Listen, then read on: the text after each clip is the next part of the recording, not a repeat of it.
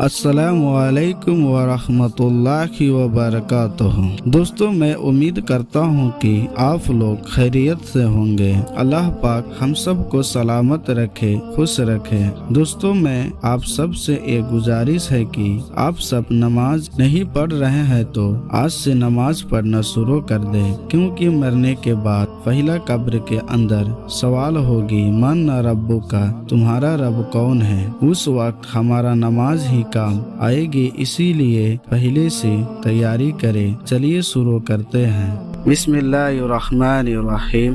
باب 22، امام کا عورتوں کو نصیحت کرنا۔ حدیث نمبر 84، ابن عباس رضی اللہ تعالیٰ عنہ سے روایت ہے، انہوں نے کہا کہ رسول اللہ صلی اللہ علیہ وسلم عید کے دن مردوں کی صف سے عورتوں کی طرف نکلے اور آپ کے ساتھ بلال رضی اللہ تعالیٰ عنہ تھے۔ آپ کو خیال ہوا کہ شاید عورتوں تک میری آواز نہیں پہنچی، اسی لیے آپ نے ان کو نصیحت فرمائی اور صدقہ و خیرات دینے کا حکم دیا تو کوئی عورت اپنی بالی اور انگوٹھی ڈالنے لگی اور بلال رضی اللہ تعالیٰ عنہ ان جیورات کو اپنے کپڑے میں جمع کرنے لگے۔ فائدے معلوم ہوا کہ صدقہ اور خیرات کے لیے شوق دلانا اور سفارش کرنا بڑے ثواب کا کام ہے۔ عورتوں کو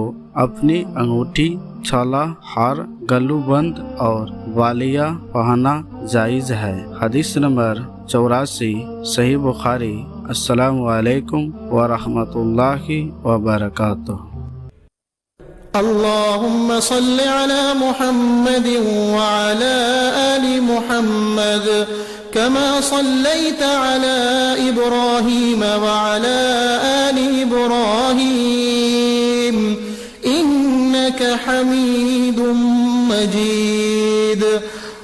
اللهم بارك على محمد وعلى آل محمد كما باركت على إبراهيم وعلى آل إبراهيم إنك حميد